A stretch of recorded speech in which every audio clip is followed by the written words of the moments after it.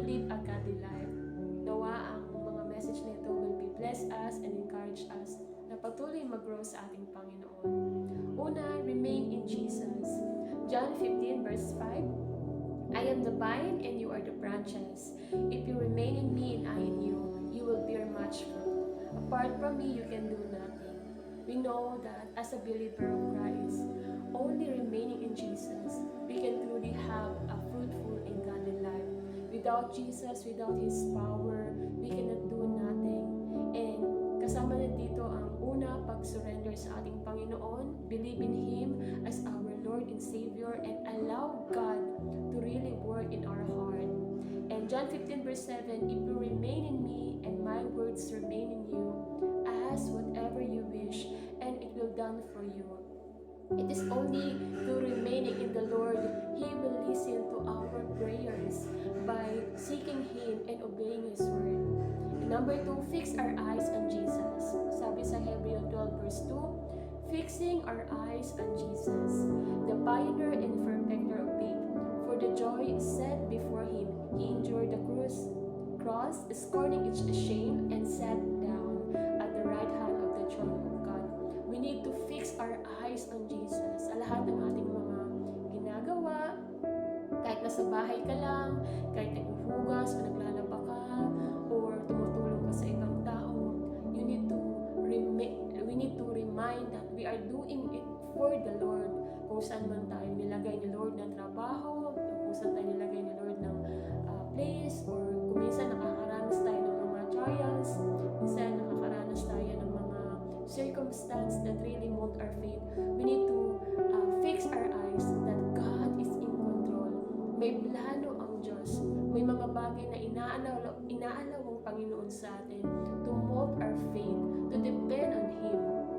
And number 3, pray in all seasons. Sabi sa Ephesians 6 verse 18, and pray in all spirit, in all occasions, with all kinds of prayer and requests. With this in mind, be alert and always keep on praying for all the Lord's people. We are asking, paano ba mag-serve sa Panginoon? We need to always pray.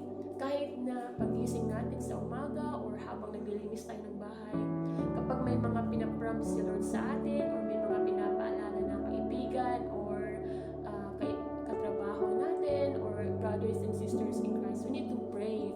And I want to share yung testimony na most of the time, the Lord imprompt me or remind me yung sister ko or someone na kakilala sa Panginoon. And without knowing, I just obey God to pray. And nung nagkausap na kami, doon ko nalaman na that person or my family members is having a great circumstance. And napakahalaga ng prayer natin. Hindi ito sa haba, kundi yung panalangin na nanggagaling sa puso. Number 4, read the Word of God. 2 Timothy 3:16 and 17, all Scripture is breathed out by God and profitable by teaching, for reproof, for correction, for training in righteousness, that man of God may be complete, equipped for every good work. We know yung Word ng Panginoon is found in the Bible. Every time na nagbabasa tayo ng salita ng Panginoon, we need the wisdom ng Lord. We need to ask sincerely, Lord, help me to understand it.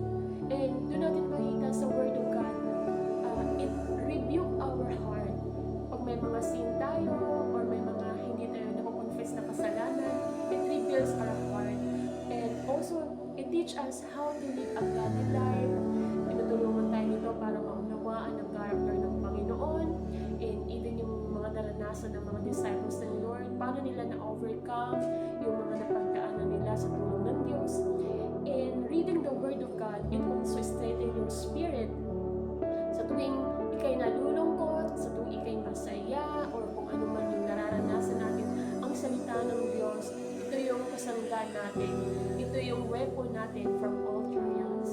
Number 5, ask the help of the Holy Spirit. John 14 verse 26, the Helper, the Holy Spirit, whom the Father will send in my name, will teach you everything and make you remember all that I have told you.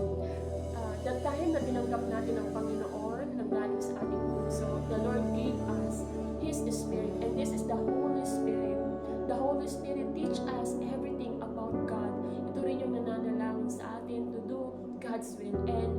Kapag may mga decision tayo na mahirap o hindi natin alam ang gagawin, we need to pray from the Lord. Lord, ito ba yung will mo, Panginoon? Ito ba yung bagay na nagbibigay ng honor sa iyong pangalan? And number 6, do things for the Lord. Colossians 3:23, whatever you do, work it with all your heart as working for the Lord, not for human master. The time na tinanggap natin ng Panginoon, hindi agad instant na nandoon yung pagbabago, pero we are sanctified with the help of God.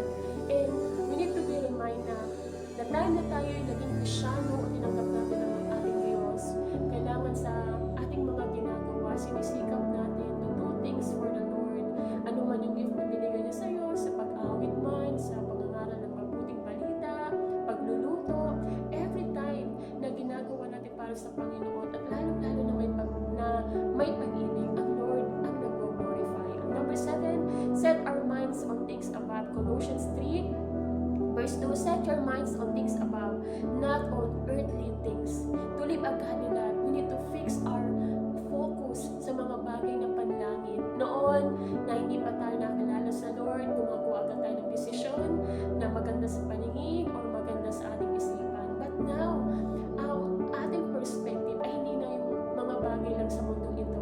Our perspective is yung mga bagay na panlangit, yung mga bagay na nag-glorify ang Lord, yung mga bagay na nakakatulong sa atin.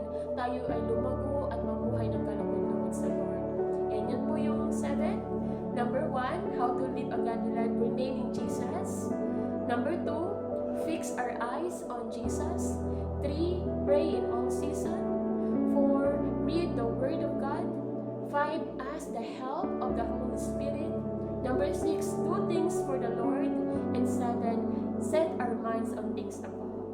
Have a blessed day. The Lord loves you, cares for you, and you have a great purpose.